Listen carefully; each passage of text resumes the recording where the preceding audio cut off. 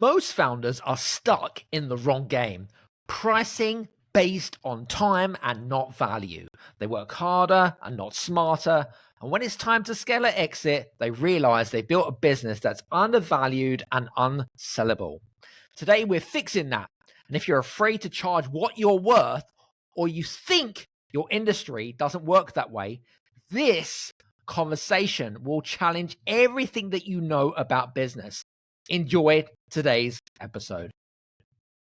Hello, everybody, and welcome to today's amazing show with myself, Adam Strong, on the Business Strategist. So today we're talking about value-based pricing with my really good friend, Chris Du. Now, Chris, if you don't know who Chris is an Emmy award-winning designer. He's also the director and CEO of a company called The Future.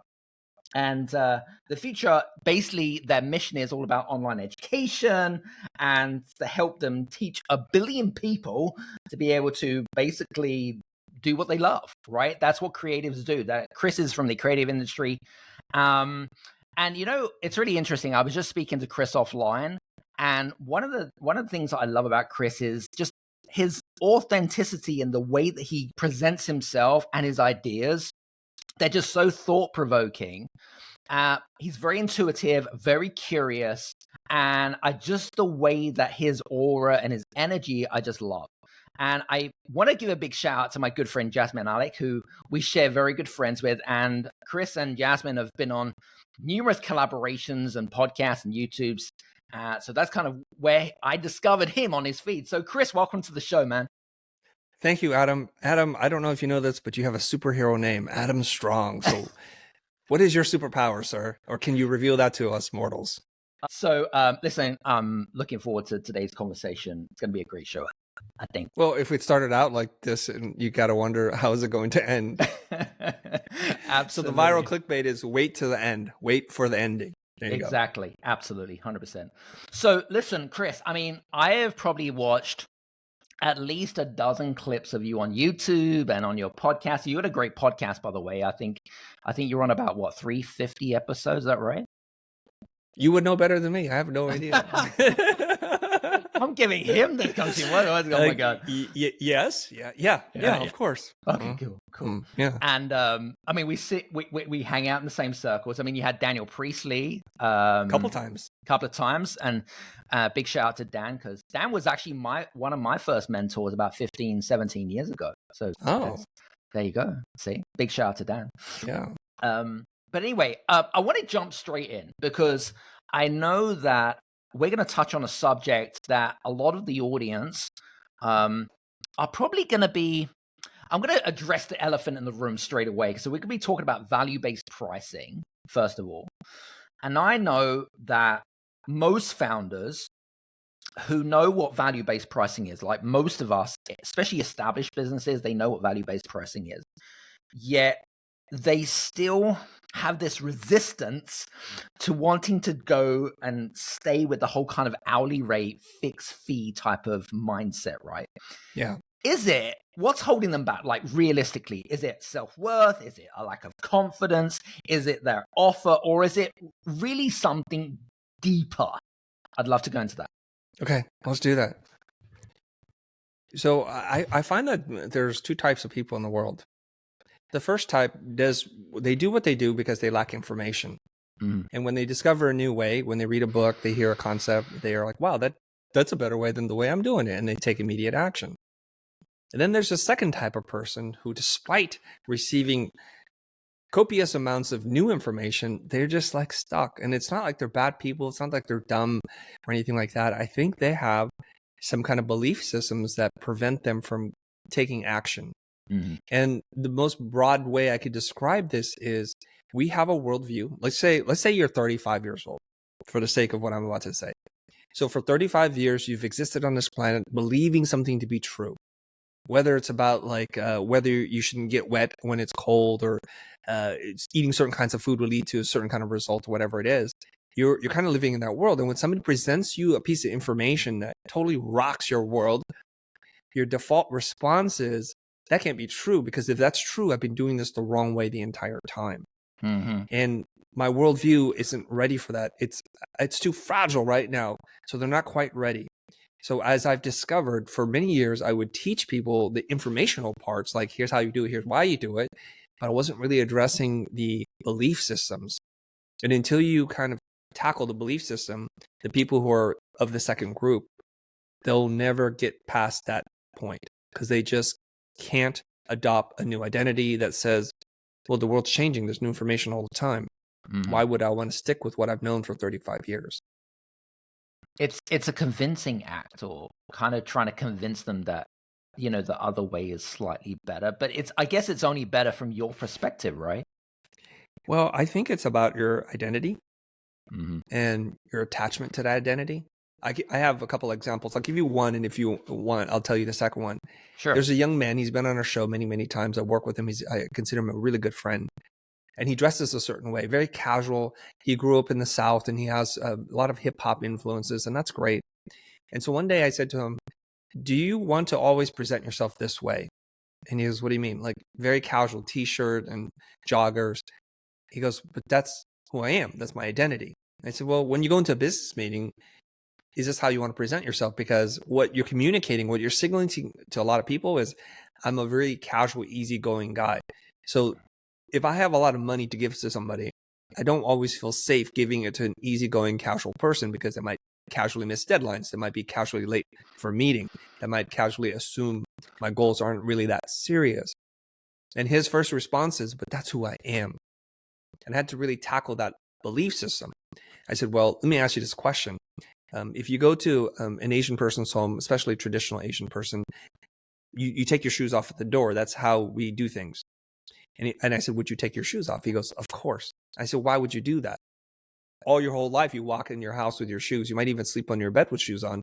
Well, it's out of respect. I said, so if you go to a person's home, you respect their rules. Good for you. Your mama raised you well. So when you go to a person's place of work, and then he had one of those moments when he's like, I never thought of it that way. And that's an example of a limiting belief, attachment to identity that you're stuck in. Now, there was a bunch of people around us. So someone else had heard that same story. And the very next opportunity, he sent me a photograph of him in a suit with a tie or a shirt, and he dressed the part. I said, see, you look smarter, you feel smarter, and I think people take you a little bit more seriously. And so what I look at your clothes as a tool. So it's your uniform. So if you're going to be in the garden, don't wear a 3-piece suit.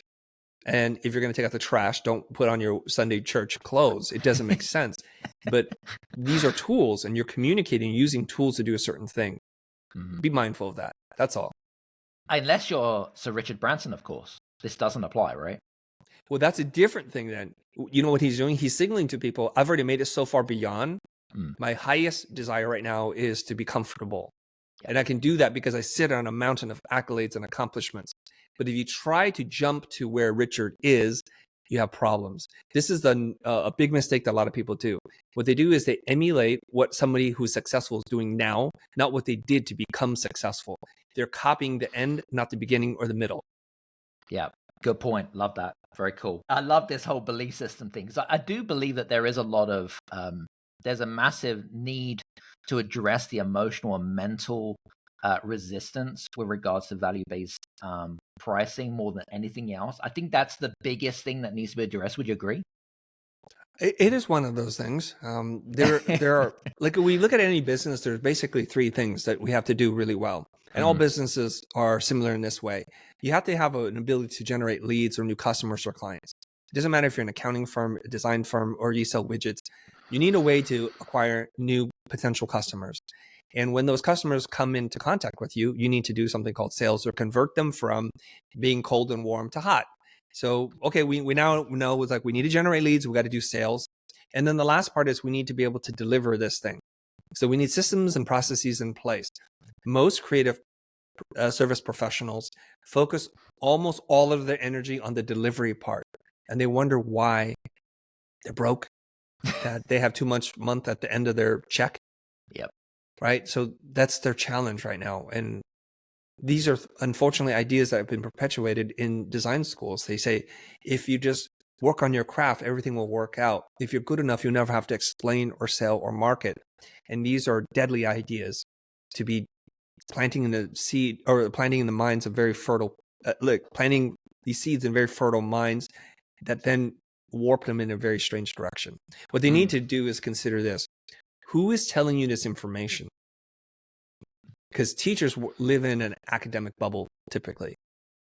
And they're talented people, but they don't live in the real world. And to different degrees, some teachers are working professionals, and so they'll teach you different things. But for the most part, most teachers live in an academic world because this is their full-time occupation. They're not doing anything else. So they don't have to go out and acquire clients. They get to live in ideal settings where things are supposed to work a certain way. But we know that the world is not based on a fair system. It's based on a wicked system. The rules don't apply. There are no clear ways of getting ahead or how to become successful. It's messy. You talked about it's not enough to just be talented and have a great product or a great service. But then if we look at, say, artists, say Andy Warhol, or, you know, someone who's completely unique, would those same rules apply? Yes, it would apply.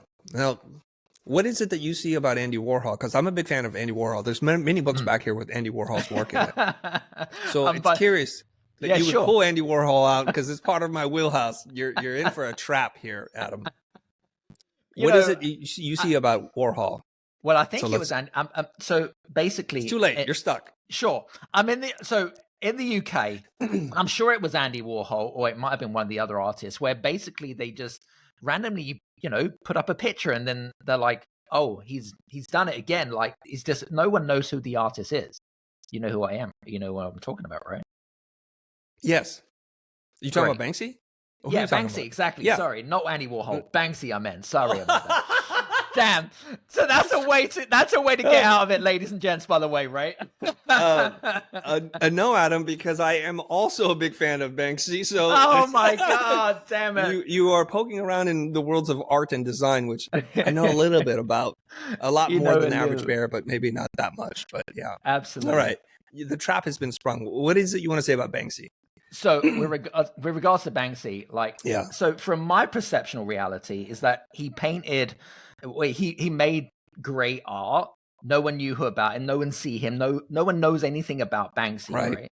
Right. So what you're saying in the traditional sense of business is that for a creative, that your talent is simply not enough to make money, which I agree on. But then if we look at Banksy, who has got these surreal, how do you kind of put two and two together? Like, no one even knows who he is. Let's do this. Right? This might take the entire length of our podcast, but it's a question I've not been asked before. So I'm really excited about this one. Very cool. Okay, so you're going to have to buckle up here. Okay, ladies and gents. For a period of time, quality was the determining factor. When we're like in the early stages of the Industrial Revolution, two products, one made well, one not made well. The one that's made better, higher quality ingredients, better packaging would win the day. And so that idea that better quality is a differentiator was true for a period of time. And then all of a sudden, people got access to better manufacturing process. And so the factories no longer become the barriers to entry. Everyone has factories now and they can make anything. And there's actually factories set up to manufacture it just for you from all over the world for any price point that you want at any level of quality you want. So quality no longer becomes the differentiator. Then it was about IP. And it's like, oh, if you have the IP and you can protect it with patents, and that's gone away too. So what we're left with here is we live in some very unique times. We live longer. We have better healthcare. We live in abundance. You can walk down the street and get all your food, and you don't have to learn how to hunt or do anything. And this is pretty wild. We live in a time of abundant choice, an embarrassment of riches. And so when you have a lot of choice now, you have to decide, like, why do I want to buy one brand of toothpaste or one type of water? And this gets into the deeper things where once we move past Maslow's hierarchy of needs and the base needs of physiological needs, food, shelter, clothing, that kind of stuff, right? Then we're moving in towards things like identity, connection, belongingness, and then self-actualization. And when we buy something today, and we have the power to buy, so some people don't have that, but I'm just talking about if you're in a position and you have power to buy and choose, the things that you buy, it's not so much about what you're buying, but what it says about the person who's buying it. I'm forgetting who said this right now, and hopefully it'll come to me later. Ana Lape said this, which is every dollar that you spend is a vote for the kind of world you want to live in. Mm-hmm. So when I buy one brand of toothpaste, one brand of vodka or soda, I'm saying I want them to win and not their competitors to win. And I would be sad if they went away. And we're making conscious and unconscious decisions like this all the time. And what we're talking about right now is this human, emotional, irrational connection to things via story. Okay, so today, if you're an artist, a designer, and you're making something, the cost of entry is good work, because if you don't do good work, you don't even get to play. That's just a baseline. So now what separates one design firm, one accounting firm from the next? Mm-hmm. It's that story, that emotional connection that people have with this. Now let's get to Banksy, for example. Banksy is a street artist, and Banksy started out doing these wheat poster kind of things or spray art. And what Banksy does is quite unique. It's conceptual work. It challenges ideas, right? Instead of throwing a Molotov cocktail, it might be throwing a basket of flowers or a bouquet of flowers. And there's different ideas that he's playing with, asking society to think about what they're doing. And first of all, that is unique in itself, because a lot of art exists merely for the sake of the art, and it's not asking you to think of anything. So these are almost like political editorial illustrations to get you to think. So it's doing something for you right there. Mm-hmm. Now, if Banksy did this in a notebook and lived in a small town somewhere, he would have the exact same problem that the designers have today. So what you perceive as just high quality work is not that at all. He's mastered the art of public relations and how to generate massive amounts of attention. He does routinely do publicity stunts, like Disneyland, and opening up a parody of Disneyland and just drawing our attention to this happy place that we're supposed to buy into as a concept doesn't exist. Great answer, by the way. I was engrossed in that conversation. No, seriously, it was great. But I thought it was a great answer. I have a passion for art, of course, but I wanted to just kind of put it in there because you're from the creative industry. So I wanted to kind of challenge that. So that's good. That's a good answer. Are you satisfied with that answer? Because if you're not, let's push back. No. I am 100%. And if I wasn't, you definitely get a pushback 100%. Okay, excellent. Right? So that's all good. Now, I know a lot of our listeners are in what we call traditional businesses. So accountancy practices, attorneys, and they may feel that they can't transition from value-based pricing because they believe that their industry doesn't work like this. That's their mindset. Is this really a real limitation, or is it just really an excuse wrapped up in logic? What's your thoughts? Okay, so if you do a basic, boring thing, are you excluded from having this kind of fun? Is that the question? Well, good question. No. Okay. No. Can you rephrase the question then? I thought that's the question you wanted to ask. Okay. So I'm running an accountancy practice, right? Okay. Yeah. I believe in kind of value-based, but I believe that for our industry, for our accountancy industry, it's just not the way it works around here. Like that is kind of a belief, right? Yeah. So is that really a real limitation, or is it just an excuse wrapped around in logic because that's my belief system? Okay. Well, whether you believe you're right or wrong, you're right. So if you believe it's not possible, then it's not possible. And I don't want to waste my energy telling you that it's possible, because you'll find a way to make it not possible. And so everything's impossible till someone does it, and then it's possible again. So we're always asking ourselves, like, what made them special? Why are they so different? There's a person, I was watching this reel on Instagram when it's like, I think it was like a long jump. So they would run and then they would jump. Yep. And what this person did was they did a somersault. Okay. Yeah, and it's really wild because I've never seen it done before. So most people run, and they hit their mark and they leap in the air, and then they hit their mark and they kind of fall backwards or something like that, right? Right. Yeah. And this person decided, you know what, they're going to do a somersault. And it turns out to be true that if you do a somersault when you jump, you can actually go farther. You mean like front somersault? What's that? A frontward somersault, yes. Oh, right. You would run and somersault, okay? Got it. And this is why you see street performers do this when they have a whole bunch of people lined up bent over, they don't just run and jump straight. They do a somersault. And you think, wow, that's even more difficult. It is, but it's because they can go farther. Got So it. this person does, I forget the person's name. They run during like some championship. They run and they do it during practice, and they land funny and they hurt themselves. And so they're like, it's too risky to do any more practice runs like this. But for the championship, this person runs and does a somersault and has a foot fault, but lands farther than anyone else has ever done so, like setting a new record. Huh. And it's people like this that start to change the game and how we perceive things. Now, I don't know if it was for the Olympics, but they decided this is too dangerous, so they had to ban this move because you can really hurt yourself, obviously. Sure. Yeah. But it's like innovative thinking. So we all think this is the only way it can be until someone does it differently. And then everyone's like, duh, of course we could do this. So I don't know about you, but accounting firms typically handle things like bookkeeping, reconcile your accounts, and then helping you with taxes and hopefully doing some tax planning, tax strategies, right? Mm-hmm. And then somewhere along the way, these big accounting firms decided we want to get into business management and get into consultancy. So these accounting firms offered a brand new service that then drives multi-million and billion dollars to them. And then they acquire creative agencies and digital design agencies. So it was actually accountants. Who transformed the game. So now that you have two classes of accountants, the business management ones who seem to have all the glory, the biggest accounts and the buildings with their names on it, with multiple offices throughout the world. And then there's Joe accounting for services, right? Who handles 100 accounts in a local market. What made them so special? So whether you think you can or can't, you're right. Yeah. No, that's a great answer. I don't think it's about convincing someone. I think you're absolutely bang on the money.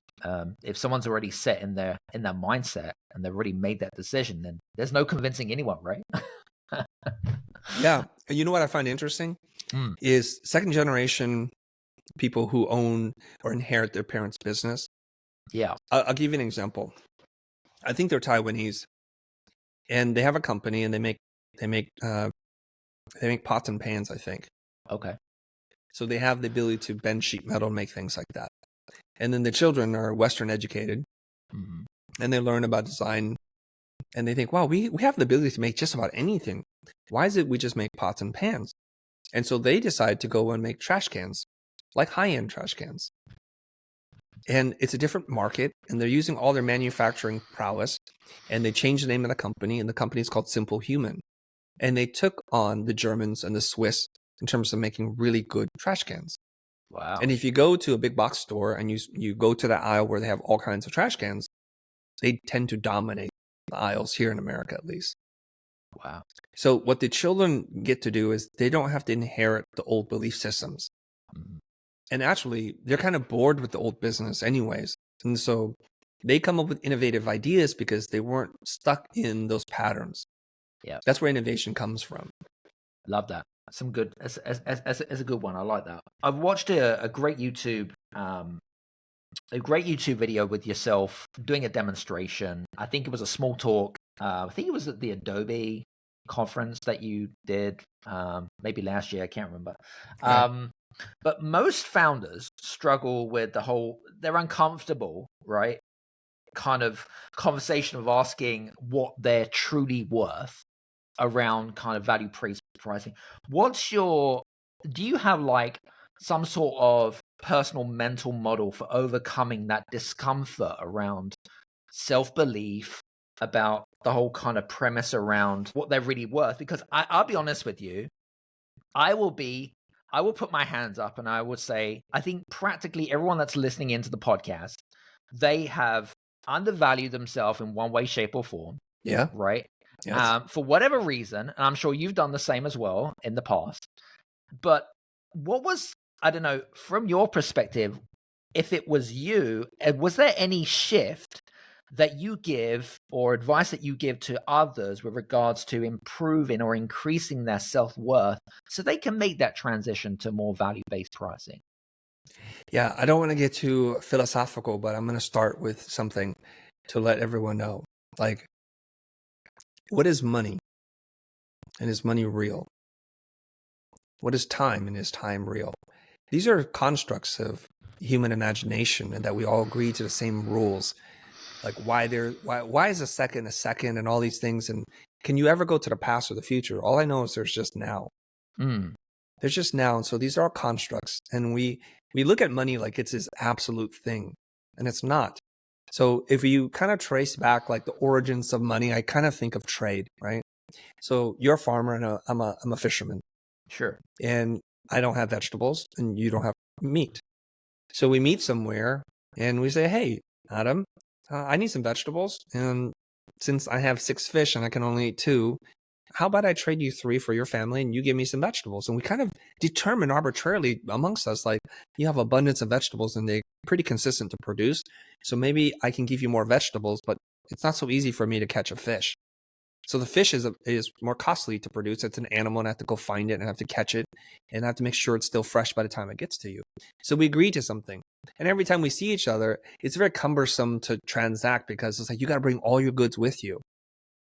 So then we say, like, why don't I give you a note saying the next time you see me, I owe you so many pieces of fish. And you're like, cool. And eventually that becomes some form of currency, and then government gets in the way and they stamp coins or things of that nature, right? So all money it's an IOU. And, Simon Sinek explains this beautifully. He's like, let's say I'm having a dinner party and I invite you over. And our agreement is I'll do the cooking and you do the dishes. And we've had a long, beautiful friendship, platonic, and you come over and I do my thing, you do your thing. And one day you're like, Chris, I have to run. I can't do the dishes here. I promise I will do the dishes twice or whatever it is. I'm like, cool. So guess what we're going to do? You're going to say, I owe you. There's another I owe you. And so if you don't hold up your end of the bargain, things don't work out. But I'm like, Adam, I know you think you finish all your dishes, but I still have 3 notes from you and you're now delinquent on this, right? And that's all money is. And so I think the problem is when we grow up, we inherit the beliefs of money and the power that money has from our own parents. So if you don't have entrepreneurial parents, which a lot of us do not have, if you did not grow up in a wealthy family with an abundance of things, then your relationship with money is very different than those that do have money. Like the way my children spend money is very different than how I spend money because I grew up relatively poor as refugees from Vietnam coming to the United States. I have a different relationship because I had to work for that money and money was not an easy thing to come by. My son spends money. One of them spends money like water. It's like, I'm going to buy this jacket. I'm like, who'd you ask? Like, where'd you think that money came from? And to this day, he's not had a job in his life. So his relationship with money is different, but he doesn't have the limiting beliefs that I might have, right? So we inherit these beliefs and we carry them into our adulthood and we don't ever question, why do I have this belief system around money? So money becomes something that's very powerful because when we don't have something, we give something more power.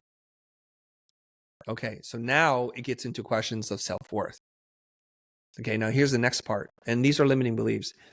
Now, you may have kids, and when you're raising your children, when they start to act too self-important, we have to do something to help them to regulate because they don't have that ability to self-regulate. They cut people in line or they take too much, and then you, as their spiritual guide or mentor or guide in life, have to like rein them in. And if you do that enough times, depending on how you do it, it starts to alter their belief systems. So then they can't say, I'm important. I'm worth something. Because if you said that when you're 17 or 14 or 12, your parents are like, no, Billy, sit down. You're not that important. You're not more important than anybody here, right?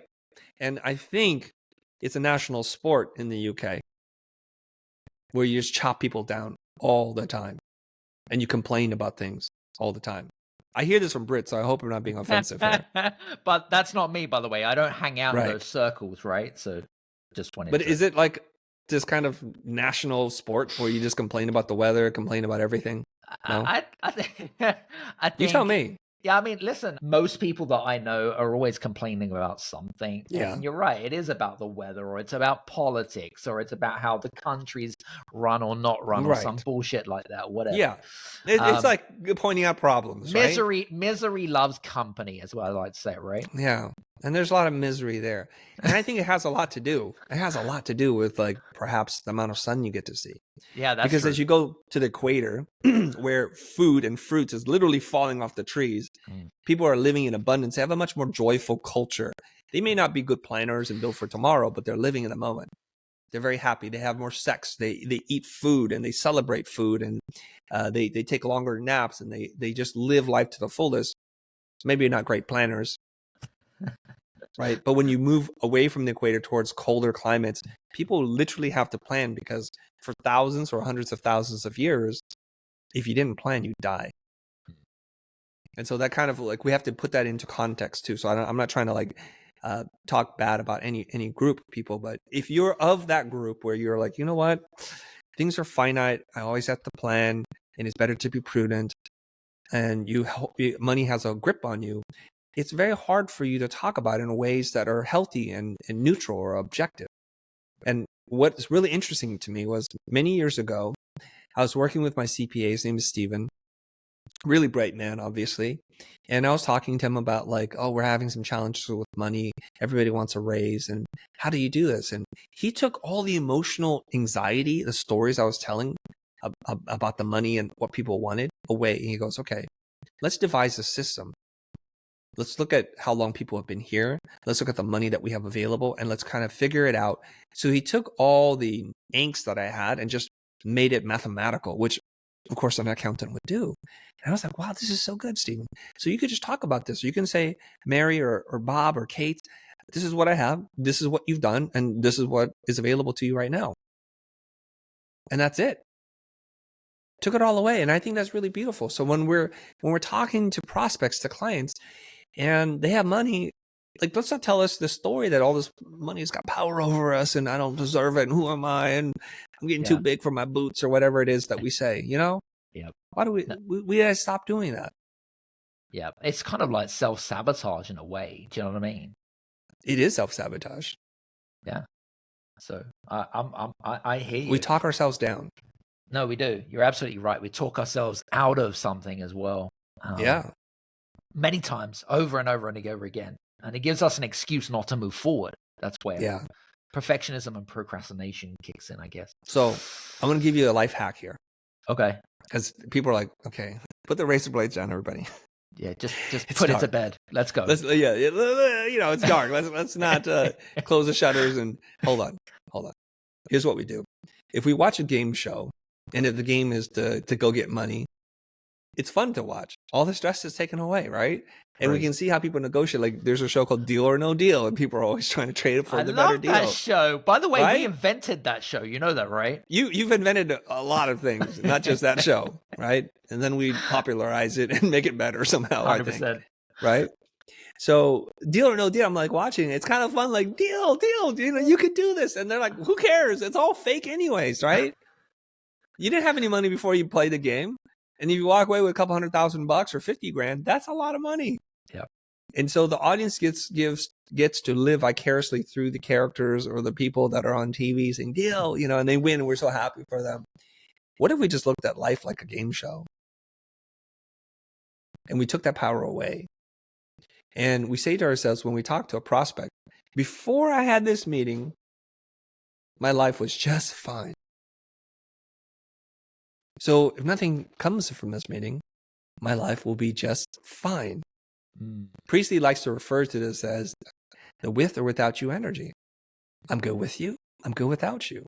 And underneath all the techniques that I share with everyone, I think Priestley's just given me a good label to describe what it is I feel inside.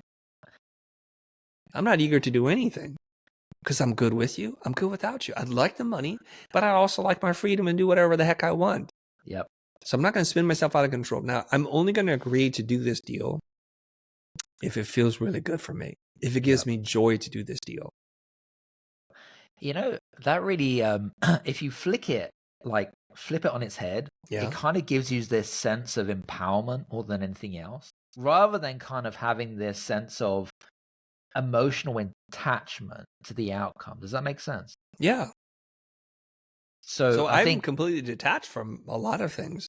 Yeah. You kind of like sedate yourself and it's like, yeah, I'm cool, man. Like, if it happens, great. If it doesn't, great. I'm going to take on. Yeah, I love it. It's great. I mean, people literally come up to me in the streets and like, Chris, I'm going to hire you to do this. I'm going to give you a lot of money. I'm like, maybe.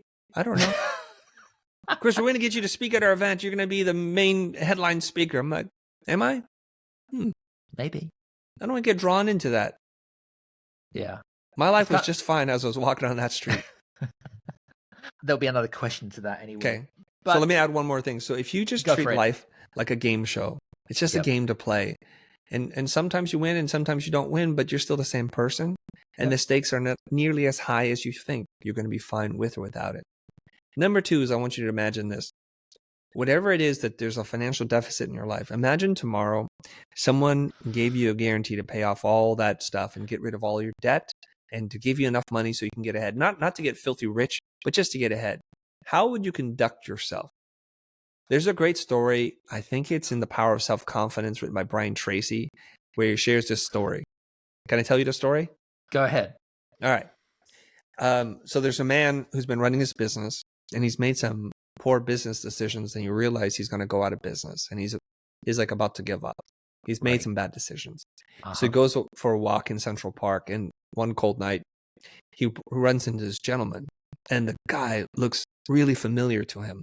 And the gentleman asks him, what's your problem? It's like, oh, I failed in my business. I failed in my life. Things are not going well. I'm on the verge of bankruptcy. And he goes, okay. And what do you need? I was like, I don't know. And so the man just gestures to him like, hold on. He reaches into his coat pocket. He pulls out a checkbook and he writes him a big old check. Let's just say, I don't remember the story exactly, but let's just say it's for $100,000, which back then was a lot of money. Sure. And he's like, what is going on? And he looks at the check and it's from John D. Rockefeller. And he's like, oh my God. And he goes, what do I need to do? He says, meet me here in 1 year, come back and tell me how things worked out. So that person that night goes home and is like, oh my God, I can do this. But he makes a different decision. He goes back into the office, instead of shutting down or doing whatever drastic thing he was about to do, he puts that check inside a safe with the confidence that if he ran into trouble, he could use that money to pay down his debt, or just, it gives him this safety net. And then he goes on to run his business and he transforms his business and he gets it back out of debt, starts running it really well. And he's so thrilled. And so he waits eagerly to go back to the park and to tell Rockefeller what happened. So he goes to the park and is like, I don't know if he's going to be here. And he's about to give up, and out of the darkness comes the same gentleman. And the guy looks at him. He's like, hey, I don't know if you remember me, but 1 year ago, you gave me a check. I'm so happy to tell you I've fixed my business, fixed my life. I'm making more money than I ever have. And guess what? I'd even use the check. He's about to give him the check back. And then another person emerges from the darkness and said, oh, there you are. And grabs the gentleman and brings him away. And she turns back to the guy who's had this recent business success and says, he thinks he's Rockefeller. I got to get him back to the hospital. Oh, wow. So there's a lot here to think about this. Now, this is, I believe, just a story. Sure. But the point of the story is this, like, what happens when you can believe in yourself, that you believe you cannot fail, when you no longer live in a scarcity mindset and you change the narrative, you make different decisions. Now, some of your audience might argue, yeah, Chris, that's a freaking piece of baloney. That's a story. You tell kids that and sedate them. All good. You freaking Americans do this, right? And that might be true, except for I have real life examples of people who have had very similar things. They reinvented their business and they became successful. And I happen to be one of those people. You're living proof. I am. It's something like that has happened to me. But I know other people, so it's like, if you don't trust me, you don't like the story, I can give you several examples. Love that. Proof of the pudding, my friend. The story really evokes emotion, but also deep thought before anything else. And you know what? I think this is probably one of the most interesting conversations that I've had with just doing this for a long time. I mean, you use such interesting connotations, but also what I love about the way that we're talking is it's kind of so philosophical, but it kind of, again, because you're very intuitive and very curious, it gets us to really kind of, I suppose, challenge not just a belief system, but challenge our thought process more than anything else. So thank you for that. Appreciate that. I hope one day I'm so rich that I can just give people checks. So I deposit, do what you want. Some of it will disappear. They'll spend it foolishly. And some of them, they'll come back. And when you do well, give me the money back so I can give it to someone else. Well, there's a great guy called Simon Squibb that does exactly that. You know Simon, right? I met Simon, yes. Yeah, nice. He's a great guy, and I really believe in what he's doing. I think he's on a mission. Yeah. So I think He just won $1 million prize. Did you know that? I see that in Dubai, right? That's Yes, it was crazy. wild. And I saw him before he won it. So I said, I wish you luck. He goes, I'm just going to give it away anyways. Wow. Then I said, well, if you win, then they gave it to the right person. Yeah, absolutely. I mean, and also, did you see that he met Sir Richard Branson as well? I saw that too. That's pretty cool. Done a great collaboration there. I want to talk a little bit about the word value because it's very subjective, Chris. Yes, it is. It is subjective, and value means so many different things to so many different people. Now, my question would be is kind of how does one measure what value is? We're talking about pricing. How does one value something if we have nothing to maybe compare it by or something to kind of, I don't know, kind of make it like for like? What's your thoughts on this? Okay, let's help people understand this. This is something that a lot of service professionals get wrong too. They think value is constant, that there's universal definitions and understanding of value, and it's as individual as people are individuals. So you and I were both follically challenged. We're both bald. So we don't put a lot of value in shampoo. Okay, but my wife does, right? Because she has long hair, and her hair is going to get dry if she doesn't take care of it. So she's trying to condition and keep it shiny and healthy and eat the right kinds of things. So every hair product that's designed for men and for women have almost zero value to us. Like my kids complain because they have hair, obviously. Like, oh, the shampoo in the hotel sucks. I'm like, wouldn't know, bro. I didn't even use it. I just use soap. Just got to clean the scalp. That's all I got to do. Yeah. And so depending on how much utility you get out of your hair, you're going to spend more money. So I imagine if you're a model or you're like doing something about health and taking care of your hair, the value of that's going to be a lot higher. And we can see this because you go to a department store or a drugstore and you can see that the price of shampoo is very different depending on who's buying it.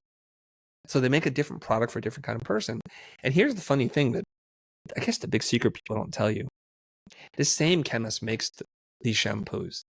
They have the same active ingredients, but they appeal to very different customers because of the story, that emotional, irrational connection that people have with the story.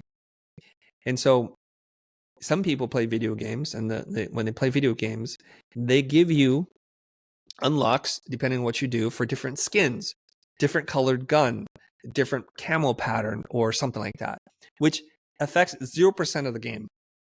Doesn't give you any performance increase at all, but it gives you something that we want even more than that: status.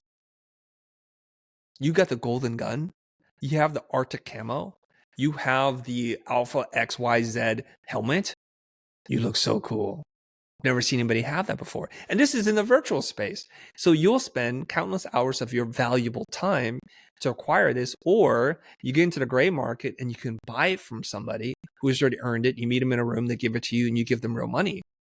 And this is wild. This is a digital good for a digital avatar. So we have to understand that value, like many things like fairness and beauty, are completely subjective. You know, my kids complain all the time. That's not fair, Dad. I'm like, you want to talk to me about what's fair? You know, your friend who works at Chipotle, walks 20 minutes each way, takes out the garbage. Is that fair to him? You're going to complain about like doing the dishes? So it's all subjective. So if we understand that it's subjective, and it's a big if, then we have to enter the next part. Well, then how do we determine our price? Okay. So let's assume the audience now is like, oh, I never thought of it that way. Okay. So now we have to say, okay, if it's individual and it's subjective, then the only way we can understand what's valuable is to engage in conversation with the person in front of us. Right. And we don't do that through leading them to what we think is valuable. That's called projection. That's called prejudice. And that's called bias. What we want to do is like, Adam, what's valuable to you? What is something that you've wanted to accomplish but haven't been able to do and really have your heart set on achieving? And you can give me a whole long laundry list of things I cannot do anything about. And then I'll ask you, of all the things that you've listed, what's going to have the biggest impact on your life? Or what is it that you really want right now in the next 3 to 6 months? And then we'll pare it down. And it's like, of those 3 things, which seems like it would be the least effort for you with the highest upside potential? And you're like, this one. Well, then I can say, well, I have good news for you. I might be able to help you, but let's have more conversation about this. And then you're going to tell me how valuable it is to you. And then I get to determine, well, given what value you've attached to it, I got good news for you. It won't cost you nearly as much to do, or it actually will cost a lot more than you think. So maybe this isn't going to work. That's all it is. So I talked to a friend right before we got on this call, and he says, I put on events, and I believe so much in the spiritual healing that these events that we produce really help people. So he's like, I don't want to make money an issue. So the ticket price is $1,000, but he's like, pay whatever you want. Some people paid 100, some people paid 500, some people paid 3,000, some people paid 10. He goes, overall, it worked out just fine. It worked out just fine because people paid what they could afford. And what they could afford is based on the perceived value of what they're going to get. And I find, oddly enough, if I have a low ticket event myself, let's say I'm going to do an event for $50, which is low ticket for me, right? Sure. And I'm going to invite whoever wants to show up. Oh, I'm going to be here. I'm going to speak about this. Come, $50. All right, cool. And I found that if I just say it's donation only, and there's a range of prices that we suggest, and you pick whatever you want, that generally speaking, the average is more than the $50 I would have set. Isn't that wild? That is wild. That's interesting. I noticed with a lot of event organizers, they do that, right? They donate the money to charity, and there's no Churches resistance.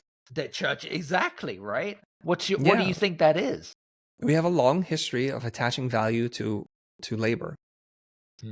Enter the labor theory of value, right? That something should be only sold for its reasonable cost to produce. That's the labor theory of value kind of summed up. Right. So when we charge for premium things, for luxury things, that breaks the whole labor theory of value.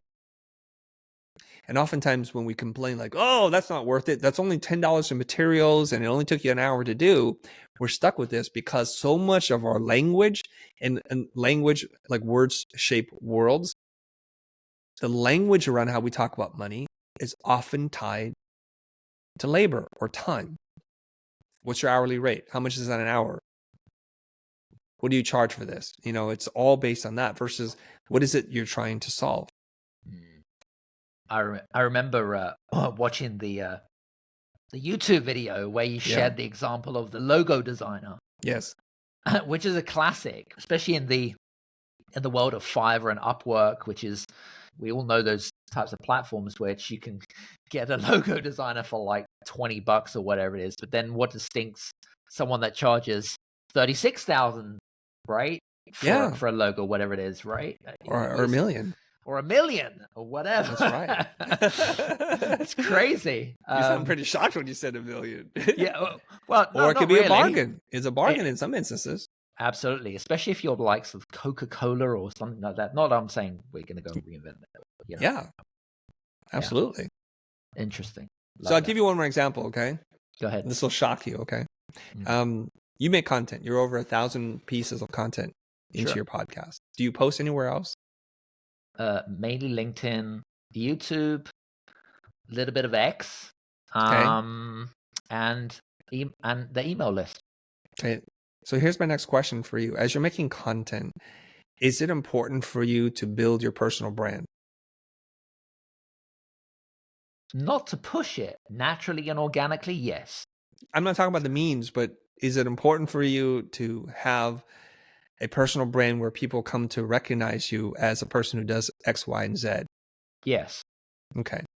What kind of effort have you made in building your personal brand outside of recording media? Well, there'll be videos, there'll be speaking engagements, there'll be free pieces of content that I've created, whether it be playbooks, quizzes, whatever. Okay. So lots of stuff. Lots of stuff that you're doing. And are you reaping the rewards of all this work? Financially, emotionally, spiritually, all that stuff? No, I Okay. wouldn't say so. You're pretty typical in the content creator space. Yeah. And I may be the anomaly. So what I find that when I run into people who create content, like seriously, like this is part of their life's mission that they want to do, to be an authority, the rewards are prime public speaking spots, like the opening or closing keynote, and getting paid tens of thousands of pounds or dollars to do this. Publishers that you've admired offering you the best terms on a book deal, being able to command premium rates, brand collaborations and deals, people who are very high level, people who are highly educated and accomplished, people wanting to work for you. So recruitment becomes easy. There's all this long list of benefits, right? And it's just on the other side of when you have that breakthrough moment. And Priestley sat down with us and explained this to a room of people in a small mastermind, and everyone's like, wow, their minds are blown, right? Like that meme, oh, they're running around like, ah, right? But here's the problem, it's just arc, and the arc is horrific because the climb is really steep. It is. Towards a multi-year effort. But if you can get past that, these wonderful things happen. Now, I personally have been able to reap the rewards. I don't want to say like monetize it because that's really not what I'm trying to do. But what happens is, I want to tell your audience this, is opportunities come from places you didn't even know could exist. That's true. You're like, what? So, you know, I don't have the details. I can't announce it just yet. But I was offered an executive producer position as a title credit to a TV show that's going to air on one of these streaming networks. And I was like, what? How did this happen? What? I'm going to be on the show and they're going to make me an executive producer? Damn. Like, I could not even have negotiated that if I tried. Wow. And they just offered it. Okay. So now I'm getting to the point here. Okay. So for some people, they're going to hear this like, what the heck? The world's not fair. I know. We just said it's not fair. Super subjective. Now, I get around thought leaders and content creators and they're like, Chris, we want what you got. And we will pay you to help us get there. Huh. Interesting. Now, the question is, because we live in a value-based world, how much should I charge to help them? If I can create a curriculum for over like a year-long curriculum, some done with you, some done for you, but a lot you have to do on your own. Yep.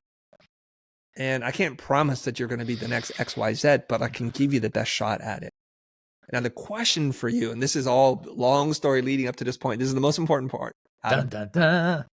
How much would one pay for this? How much would you pay to work with someone like me to get you to that next level? Now, everyone's going to have a different answer. So let's just give a moment of silence so everybody who's listening to this can really think about it. You're an accountant. You're an attorney, you're a graphic designer, you're a marketer, you do social media marketing. You can do whatever it is. Just ask yourself, if I'm the person that I've admired, but I'm not that person yet, where I see in my space what they're doing and the opportunities they have, what would I pay? Okay, that's enough stalling. Now I'm going to ask you that question. And the answer that I got back was shocking to me. What would you pay? On an annual basis, like for 1 year, you know, there's some strategic calls, there's a roadmap, a blueprint, some kind of media branding kit, and some guidance along the way. What would you pay? What would I pay? Yeah. How much is that worth to you? And any number you say is a good number.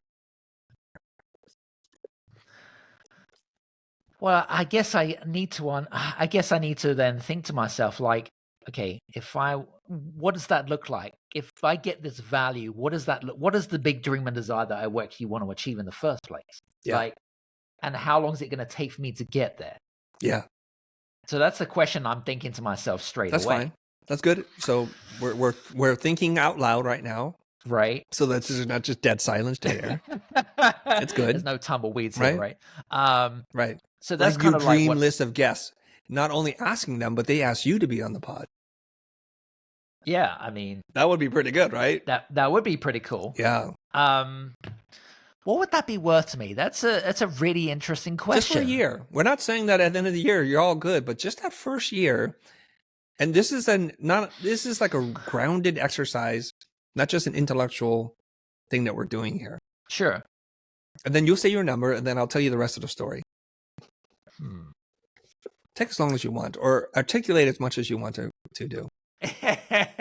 I'm going to be reminiscing, by the way, ladies and gents. So if you hear the sudden silence, it's just me reminiscing in my mind, by the way. Well, I'm just going to blurt out a number. Say a number, yeah.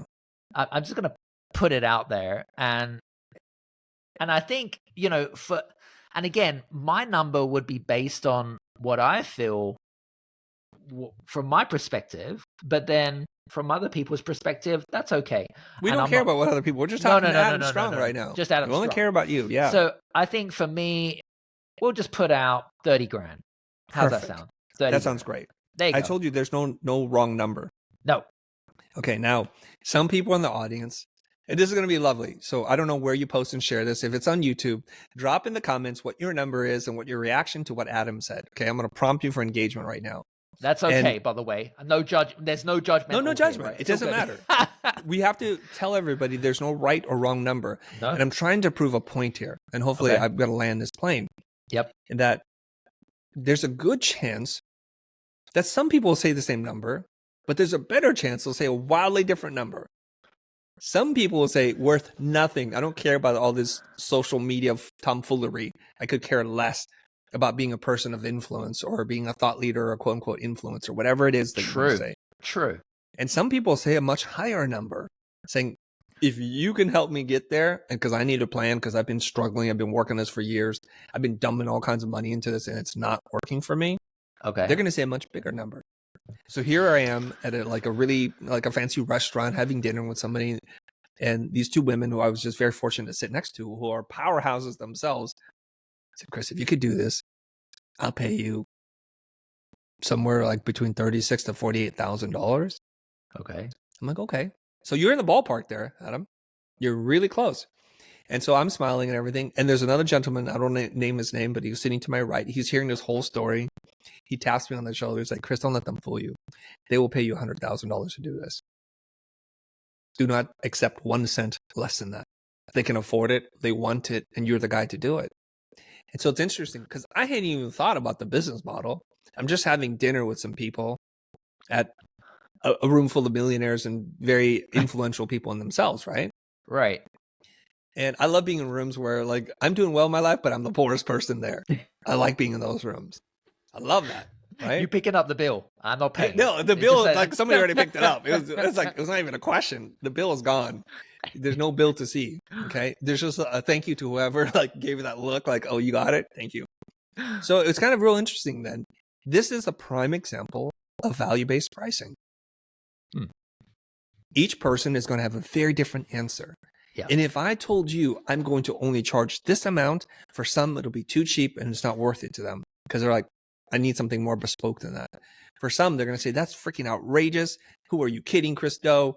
This is thievery of the highest order. And I respect that too. That's the beautiful part about this is I then get to choose who values this more than the others. So if you say $4,000, I'm like, good luck. I hope it works out for you. But for what I need to get involved in, it's not going to be that amount. Naturally, I'm going to be incentivized to pick the people who are the most serious, most dedicated, most focused on doing this, who see the greatest value in this. And there's a very easy way to tell because they want to sign a bigger check. And there's no selling. There's no pitching here. If you want it, if you think I'm the guy and you're ready to pay that amount, I'm accepting it above this amount. Below that, I'm not going to accept it. Very cool. We've demonstrated it. It's conceptual. It was philosophical. We got into the limiting beliefs, and now we kind of saw an example of how it might be done. And also, you've kind of hit, I suppose, sales objections as well. There is no sales objections because you've got someone to talk themselves into the sale rather than the other way around, right? Yes. Yeah. And when I teach sales, I tell people this: if the client or prospect is saying it, you're selling. Or I'm sorry, you're closing. But if you say it, you're selling. Yeah. So a lot of us say, well, Adam, wouldn't it be great if you had this? And if I did this for you and here's the services, here's how the program works. And you're like, oh, you're selling me your program, aren't you, bro? Okay. I'm going to throw in something here, right? So then when does it become, because I mean, we're both big fans of serving others out of integrity, right? Yeah. Yep. But then when does it become borderline manipulative, kind of uncomfortable type of thing? Like, when does it become that? That's a very good question. Right? It's very British of you. It is very. I mean, You went to the listen, dark British side. people are, See, they're it just took a little skeptical. while. British people are He's skeptical. throwing stones at everything. I have to do that, right? You Come don't on. have to. Tomorrow could be a new day. Absolutely, Look, 100%. have you been to California, SoCal? I have. I love San Diego, by the way. San Diego's a fan beautiful city. Yes. of San Diego. Been to San Francisco a couple of times as well. Okay. And Fast LA moving, once. a little dense. Yeah. Okay. So Yeah. I live in LA. So if I'm not offering this, but let's just pretend if you Sure. and I were hanging out for like 2 weeks and it's like a beautiful spring or fall day, and we've been hanging out for 2 weeks, I think your whole perspective in the world would change. It really would. Probably because would. when you hang around with certain types of people, you get to see how they behave, how they interpret things, how they spend money, how they make money. It just changes you. And then you get all this like sun in your face. It's the vitamin D. I'm telling you now. It is. It makes you happier. You notice that? Like on a sunny day, you're a little bit happier. I mean, listen, I literally just came back from Cyprus in the Mediterranean for like a year. And it's not that I'm not a negative person, right?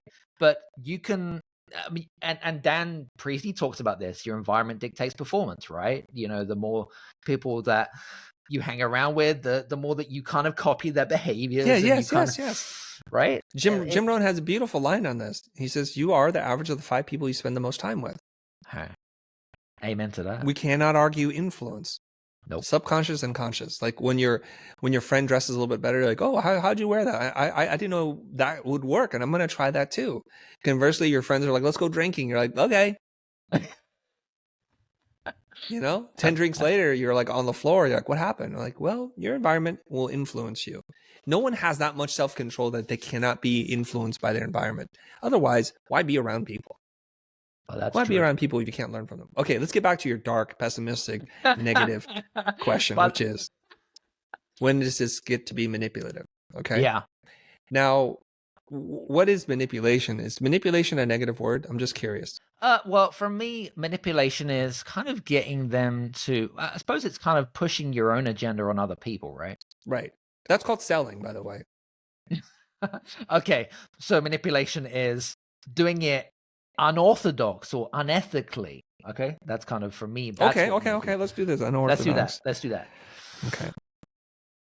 Now, unorthodox means just not the way it was done before. There's nothing wrong with that. Because the guy who did the forward flip and the jump did it in an unorthodox way, but there's nothing wrong with that. That's true, actually. That's true. Just like that guy who does the high jump who goes over backwards and changes the way that it's done. Yep, I'll agree with that. Okay, so we're talking about unethical. Okay, so ethics has to do with when my need to make money supersedes your need for change. Exactly that. Okay, so the problem here is sales is about alignment between what it is that you want and if I could serve you or not. That's a different definition, a different understanding than how other people do sales. A lot of people do sales because I have a product. I don't really care what you're going to say.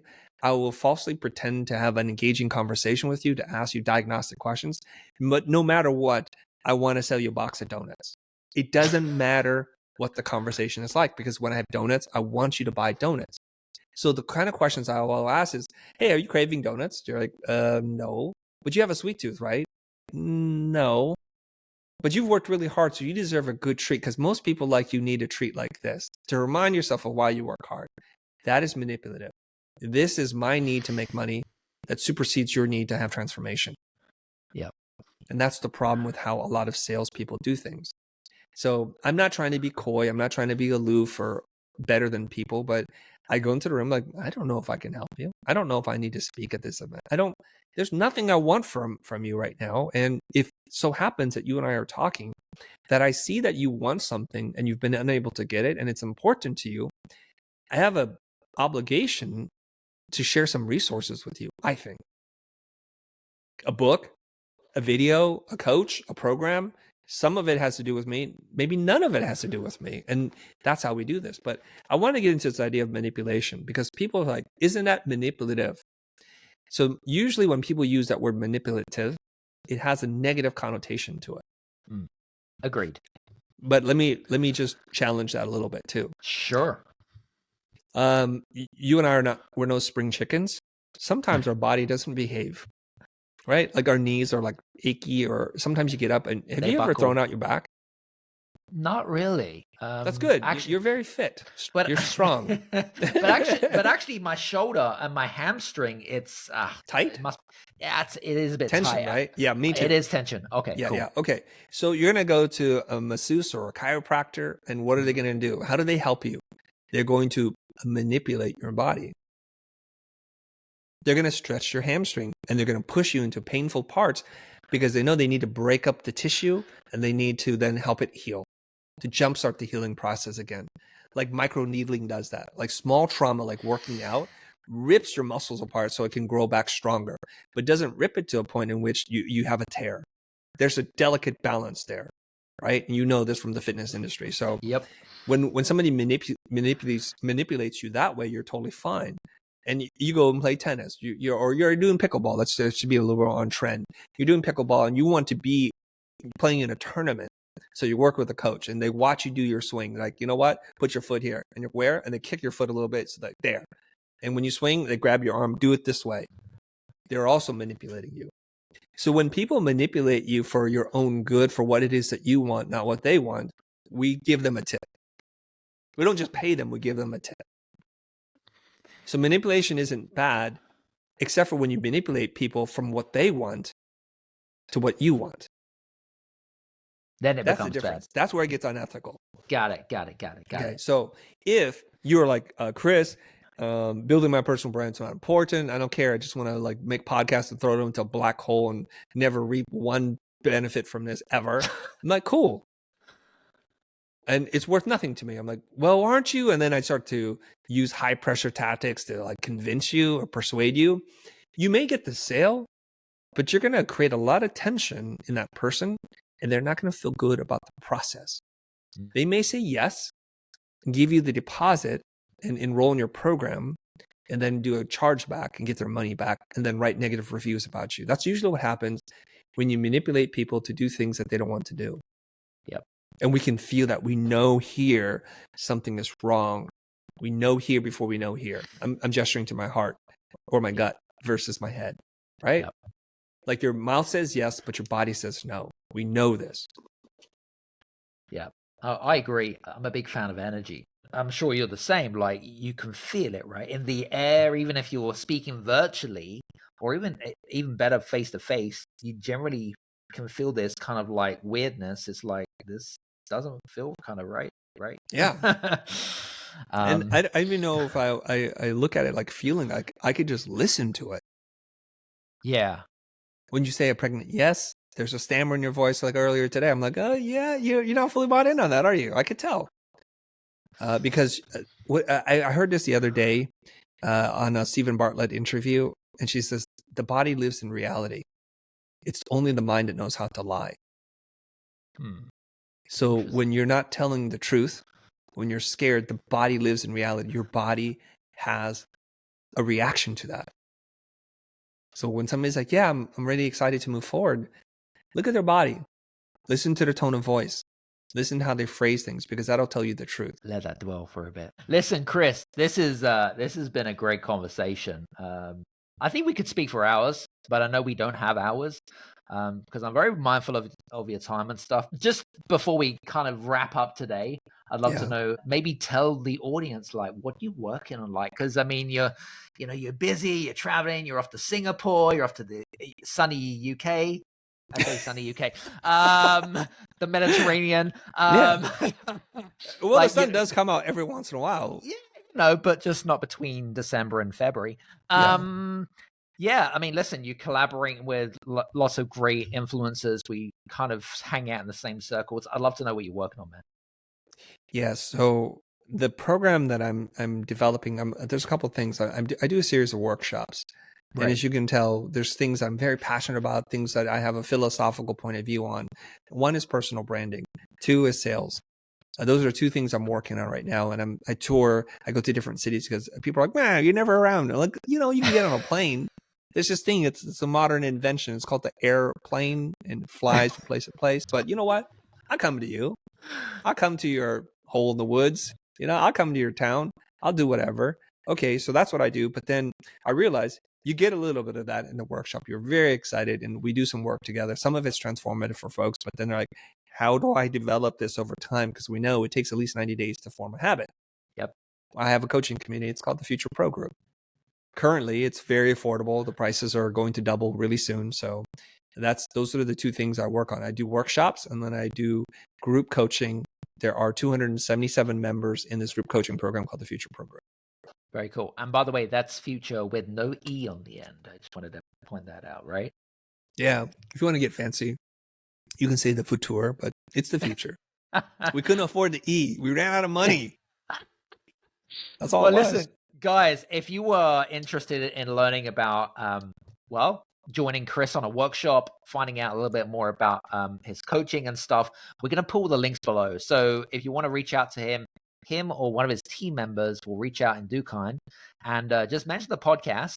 Just, hey, I heard you were talking to that weird ball guy. Oh, that's Chris. Yeah, that's one? me. Which one, right?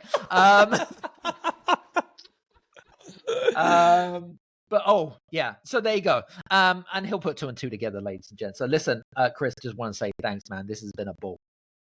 Thank you so much. Did you say that this was a strong podcast? Yeah, I would say so. What do you think on a scale of 1 to 10? What's your take? Yeah, I think so. It can never be not strong because it's always strong. I don't think you got the reference. He's bald, he's weird, and he's a little dense sometimes. Like, yeah, I guess it was strong. I'm like, I tried. It must be my Britishness. That's what it is. My Britishness. Yeah, I think so. That's why Americans love British people, because of our accent. That's what it is. It is a very sexy accent. It is. Thank you. Appreciate that. Anyway, guys, listen, we're gonna wrap up. I hope you guys make sure that if you're listening to this on YouTube, please do leave a comment in the comment section. And one thing that I do ask, if this is the first time you listen to us, please do me a favor, give us a follow and subscribe to the channel. Or if you listen to it on Apple, please leave a 1 or a 5-star review based on today's episode. That'd be really grateful. And I just want to say thanks so much. And thanks a lot. Take care, and we'll speak to you soon. Cheers.